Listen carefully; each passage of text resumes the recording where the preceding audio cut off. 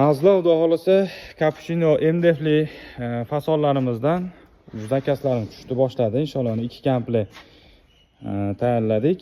Tumbichkasi, lulkasi, tayda kravat. Bunimiz ichida qo'ygan narximizga kiradigan narsalari, ichida bortiklari bo'ladi. Tumbasining ustida bolani pampersini alishtirganda, yo'rgaylagan ishlatadigan narsasi, tumbamizda bitta eshik, ikkita tortmadan iborat. Eshiklarimiz davodchilik bo'ladi. Lulkasi tebranadigan holatda bo'ladi. Oldida panjarasi tepa pastga tushib chiqadi. Stoykasi, bu yerda pashonasi. Qo'ygan narximizga pashonasi ham kiradi, hozir ko'rib turibsizlar. Lulka, tumba, tayda kravat 3 ta narsa, shkaf bilan 4 ta narsa bo'ladi. Shkafimiz bitta eshigining ichida 2 qator polkasi bo'ladi, 3 etajlik. 2 qanotning ichida 2 qator vishilkamiz bo'ladi. Tagida tortmasi bor. Eshiklarimiz vakuumli bo'ladi mana. Bunimiz Kuvaga chiqib ketyapti. Maloshliga Cappuccino.